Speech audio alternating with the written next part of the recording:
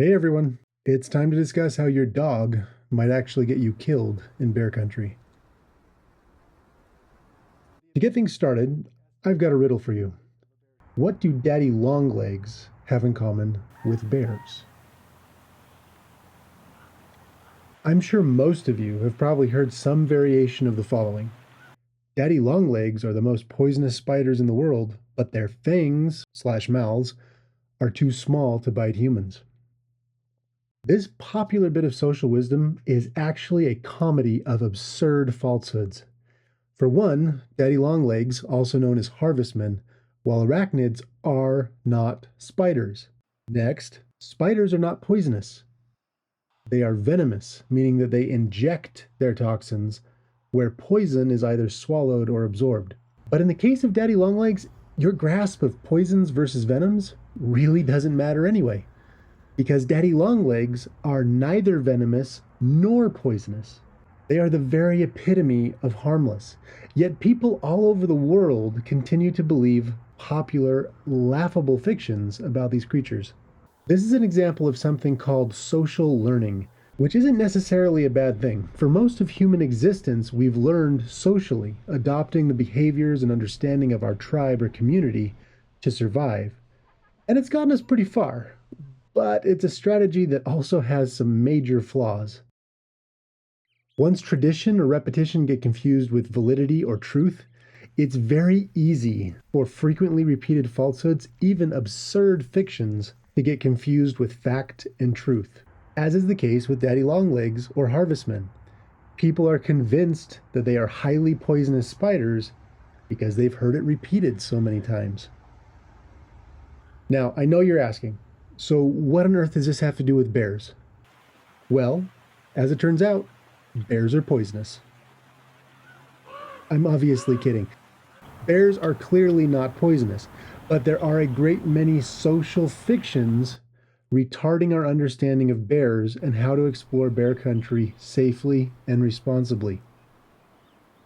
I recently published a video and wrote a companion article addressing what happens when you try and fight off an attacking grizzly bear, specifically discussing two unnecessarily tragic cases where underprepared individuals tried to use their fists during a grizzly attack. If you haven't seen the video yet, I invite you to check it out. It is absolutely critical viewing for anyone who spends time in grizzly country. And like clockwork, after publishing this video and article, someone posted the following comment on my article. Quote, "I am a retired U.S. Marine. I have had 2 run-ins with bears. I am armed when in the outdoors, and I also have a canine with me. I know a bear is coming before the bear knows we are there." Now, I in no way want to ridicule this man, especially since he's apparently a veteran. My goal here is to help you get the best information on how to safely and confidently explore bear country. And like I said, social fictions are pretty much everywhere, and they trip people up all the time, veterans as well as the rest of us. So let's break down the popular but hazardous fictions in this man's comment. Bringing your dog with you into bear country might seem like a good idea. I mean, compared to humans, dogs have some pretty supernatural senses. Their sense of smell in particular has been estimated to be anywhere between 40 and 300 times more astute than the human sense of smell. Dogs can detect minuscule and heavily masked odors from drugs and explosives and even some cancers. I mean, they're pretty amazing animals. And having a companion with heightened senses in bear country hardly sounds like a bad idea. But while your dog might get a whiff of a nearby bear before you do, it's almost certain your dog will not recognize the bear's scent or the potential hazard and alert you. But more than that, bears and their senses are almost as far beyond dog senses as dog senses are beyond human senses. So when this man says he knows a bear is there before the bear knows he and his dog are near, that's just plain wrong. Some have estimated that grizzlies in particular have a sense of smell that is as much as 100 times better than a bloodhound's. Now, other estimates place that number at around 7 times, but it doesn't really matter because unless you're traveling completely silently and downwind, which is a matter of happenstance, bears will always detect a dog or human long before either has a clue the bear is near. But what if you're downwind or otherwise stumble upon a bear? Won't your dog deter the bear or help if the bear chooses to attack? As it turns out, I have some personal experience in this area. In 2013, my wife and I were backpacking with our dog in Utah's Uinta Mountains when we stumbled upon a very agitated black bear. Did our dog warn us? Not even sort of. We were moving through very heavy cover. There were birds chirping all around, a babbling creek, as well as a dumb herd of roughly 70 cattle, which were left completely unattended and laying waste to a watershed where they were actually prohibited. With all that commotion and with all the distractions, there's simply no way that our dog, a pointer, was going to be able to pick out the bear in the environment and then warn us. My wife and I noticed the bear when it began growling and huffing at us at about 20 feet, again in very heavy cover. We backed up slowly and fortunately avoided an attack, but we also learned later that a bear had raided a nearby scout troop's cluttered and untidy campsite on that exact same day and was shot and killed only a mile or two from where we had encountered a bear. Honestly, we have no way of knowing whether or not it was the same bear involved in both incidents. But moving beyond my own personal experience, in 2018, in British Columbia, a man tried to scare a mother grizzly away from his property with the aid of his dog and a 12-gauge shotgun loaded with birdshot, and the harrowing exchange was caught on video. Now, I'll link the full video in the description, but I'm also going to spoil the ending here. Fido was absolutely zero help, and likely made the situation worse by unnecessarily provoking the bear. The birdshot fared a bit better, but only momentarily. The guy in this video is crazy lucky that he was able to get back into his house before the sow got hold of him, because she was not going to be gentle. Following this event, Dr. Stephen Herrero, perhaps the world's leading expert on the topic of bear attacks and bear safety, said the man in the video got lucky, adding, "Dogs will not keep people safe during a bear encounter." Now, anecdotally, you will find accounts of people who say that they were saved by their dog, almost always during a black bear attack. Already I've had a few people make this claim in comments in other videos. But according to Stephen Herrero, there is a huge catch, where on occasion, dogs may have aided in scaring off, say, an attacking black bear. They were very likely the cause of the attack in the first place. To support his claim, Herrero cites 94 black bear attacks that he documented over 4 years in North America, the majority of which involved one or more dogs. Of those attacks, the majority of dogs were off leash. Without a leash, dogs tend to wander, chasing smells and sounds and whatever. And this isn't just a problem when encountering bears. Dogs get themselves and their owners into trouble by stirring up any number of animals like moose, elk, rattlesnakes, and so on. Just this month, in my home state of Utah, 3 dogs have been gored to death or pushed over cliffs by a herd of mountain goats. Dogs are a big problem around wild animals, and this is one of the many reasons why dogs are broadly banned from trails and boardwalks in national parks. Dogs are not good companions if you plan to visit national parks, and if you travel with dogs, you should accept to visit only parking areas or find your dog other accommodations during your national park visit. When dogs stumble upon a bear, odds are better than excellent that the animal was already aware of the dog and its human companions and was already experiencing stress. Time and time again, already stressed bears are further agitated by both leashed and unleashed dogs, which, upon encountering the bear, often harassing the bear, then retreat, leading a now revved up bear back to their owner. And time again, the bear turns its aggression from the dog to the dog's owner. You can actually view this in the video I mentioned earlier. The dog approaches the mother grizzly, but when she comes out of the brush, she's not interested in the dog. She goes straight for the man, who nearly falls on his butt, tripping over one of his crocs. The man in this video just barely manages to get a shot off, which peppers the sow in the face. She then roars in pain, but almost immediately recovers and continues the charge.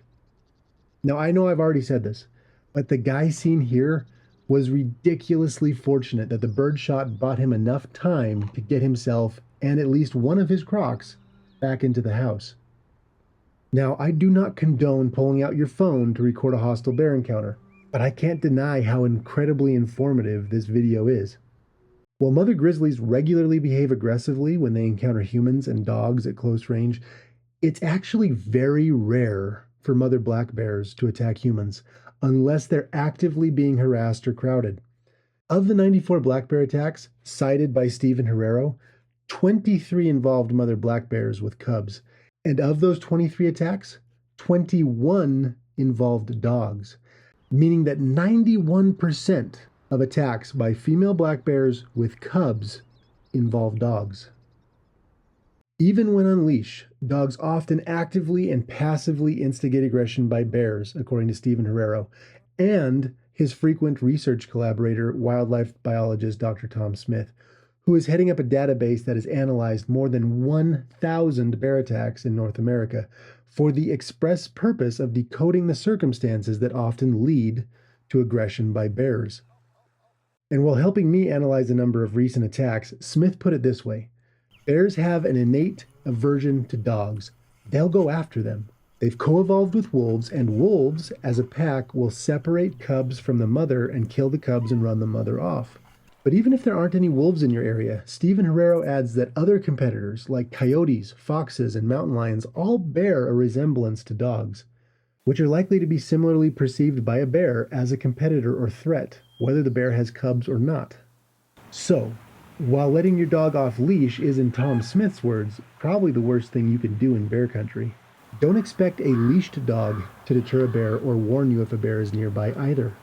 Smith warns, bears will go after leashed dogs as well.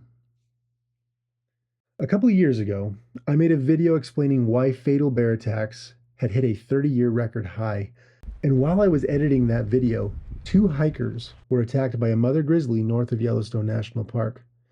Now, from appearances, they were doing most things right.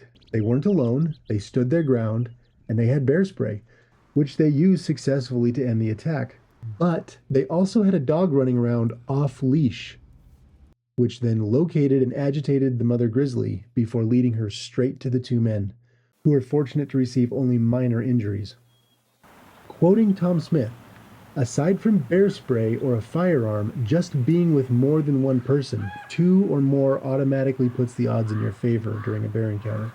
But being with a dog has the opposite effect. If there's a dog nearby, the equation changes and not in favor of the people involved. Now, hiking with a dog is in no way a guarantee of being attacked either.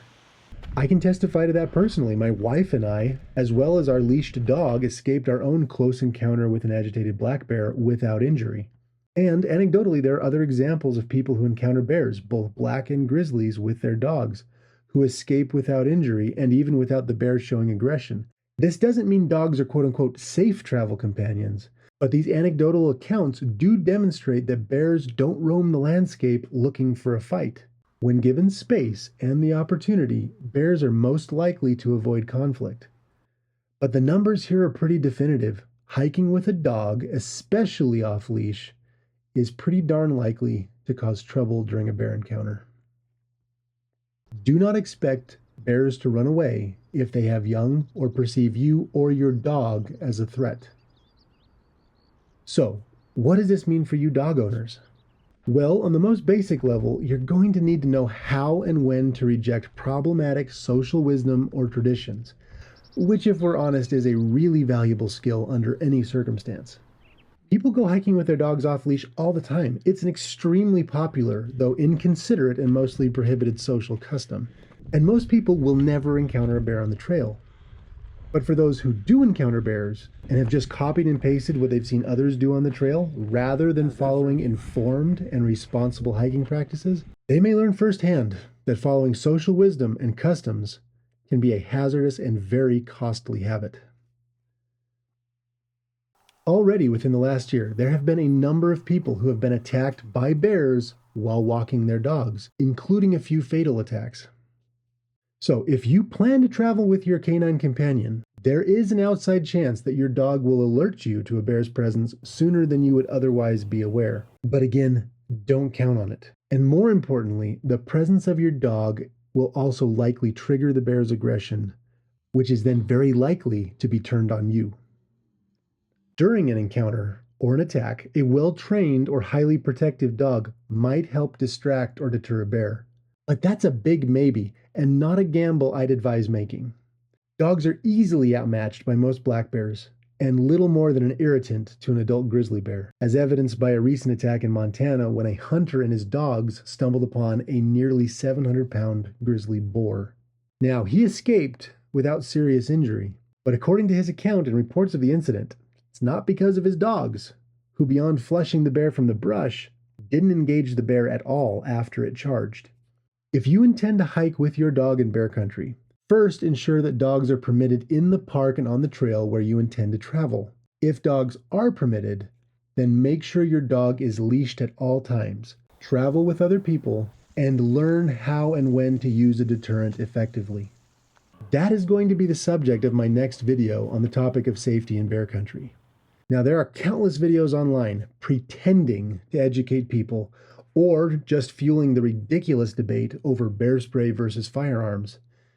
And as someone who has been laboring for years to help people get reliable and legitimate information so that they can confidently and responsibly explore the outdoors, I am deeply discouraged by most of the quote-unquote resources out there. I can assure you, the vast majority of videos you've seen or articles you've read are, pardon the expression, a BS buffet.